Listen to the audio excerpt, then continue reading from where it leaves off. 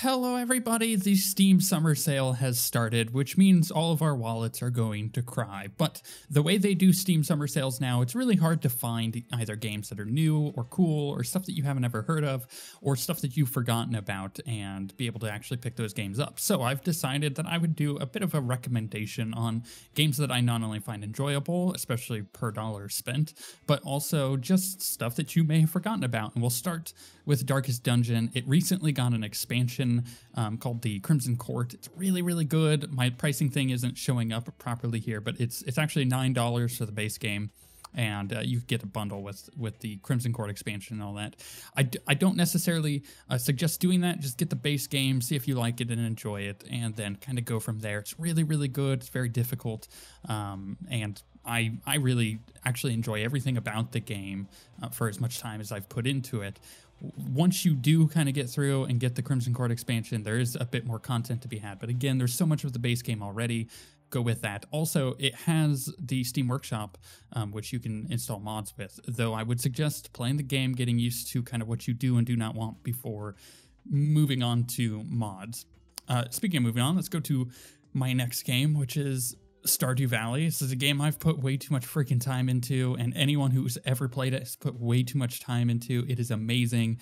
It's not a game that you would initially think that is so good, but it is literally one of the best games I've played in a very long time, and I've put more hours into this game than any other game in like the past year, and it's a little embarrassing, but at the same time, it's because that it's just that good. Just get it. I just try it out. And just, I think you need to put like 1 hour into the game, and then it really starts to click what it is. And once you get that hour in, it's amazing. And with the way Steam works, you can put that hour in, and if you're still not enjoying it, you can always refund it. But I would highly suggest Stardew Valley.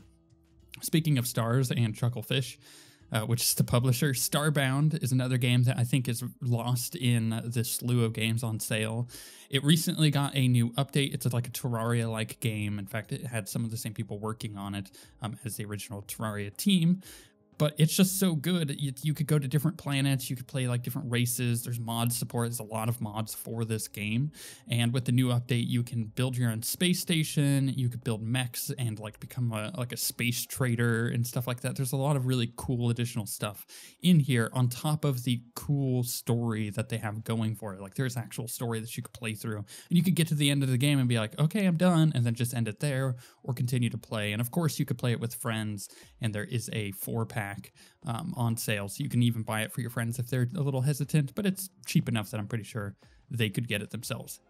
And if you're into space games, another game that I would suggest is a game that I think everybody on Steam should own, which is Kerbal Space Program, which, by the way, recently got acquired by Take-Two, so there might be quite a few cool things happening with Kerbal Space Program in the near future, but it's just a really good game. It's a simulator with a quirkiness to it. There's a massive amount of mod support for this game as well. In fact, you're going to be overwhelmed by the amount of mods you could potentially download and install and have like crazy cool spaceships and fly to different moons and stuff. It's so satisfying getting to a moon and then to a planet for the first time and like continuing to build up bases on those planets and whatnot. And you actually are learning while you're doing it. You're learning real rocket science, which is really cool and fun and exciting. There's plenty of YouTube videos that all kind of go into how to get things to work properly if you're not sure how to build a rocket and get to space, but I think half of the fun is doing it yourself.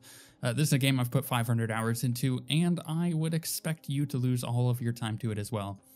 But moving on to something completely different, we have Doom, which Doom is amazing. Why haven't you played Doom yet? Doom is so good. The single player on Doom is just like the best thing that has happened to the shooter genre in so long. So good. For $15, it's 50% off. It's $30 base right now.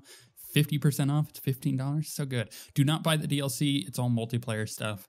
Nobody plays multiplayer. They're all playing Quick Champions. Go and play the Doom single player. Per dollar spent, it's going to be one of the best $15 you've ever spent.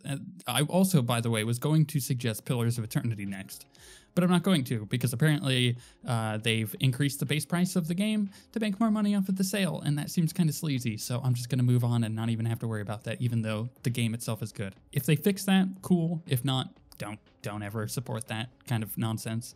Then moving on to Resident Evil 7.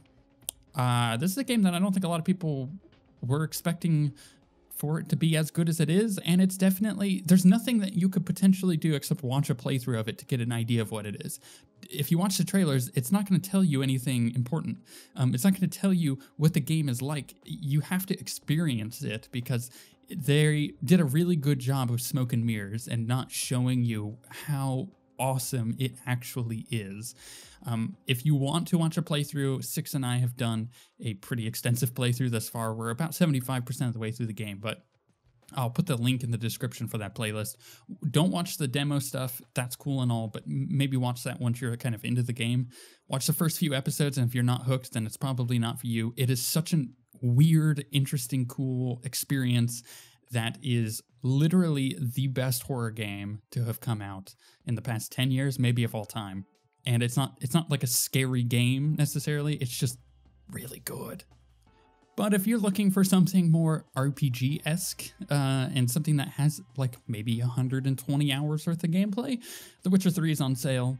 Don't buy the base game. The base game is $23, whereas the Game of the Year edition, which comes with all the expansions, and plus you get all the DLC stuff that you get from owning the game through GOG. So you essentially own the game in Steam, but they give you a thing where you can go log into GOG, get all this free DLC, like costumes and whatnot. Buy the Game of the Year edition, it's $1 more, and you get all of the expansions. The expansions alone are like another 60 hours each. So this is a really good value per dollar spent.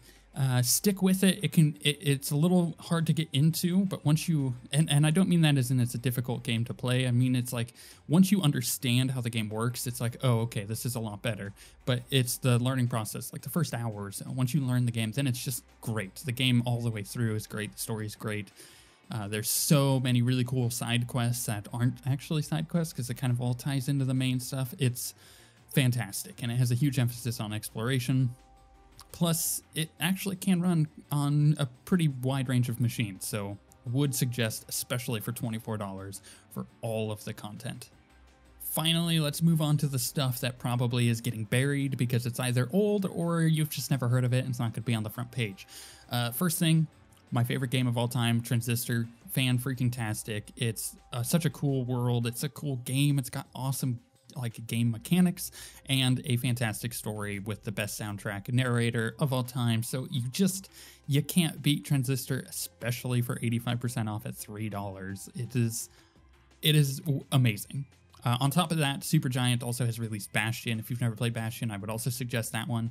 And then on top of that, Pyre is coming out later, or next month, I think in the middle of next month, late next month. And that's their new game. Who knows if that will be good, but you could play through Bastion and then Transistor and kind of get a jump start for Pyre. They don't have anything to do with each other, but it's just their cool, unique gameplay, and Supergiant does just such a good job of making games that I would heartily recommend these games. For those of you who really enjoy visual novels, I have put Valhalla on here. Valhalla is a cool cyberpunk. It's literally what it says. It's a cyberpunk bartender action game. It's a visual novel in the sense that, it's a visual novel where you're kind of going through a story and there is not much gameplay. The gameplay that is there is that you're a bartender and you have to make drinks for these people. And it is kind of cool and fun, and it's just a unique little game, especially if you're into visual novels. If you're not, maybe consider it, but if you're like, nah, that's not for me, then I totally understand. But it is a surprise of a game for me. Again, I think it's going to get buried, which is unfortunate.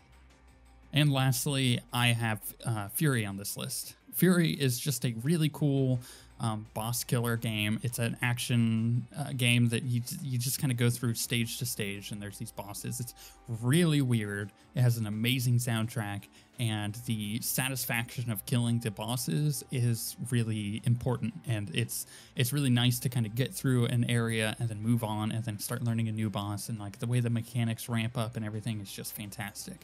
I really like the game. I know a lot of people were infatuated with it when it came out, and it's just cool. It's got a cool soundtrack that I really enjoy.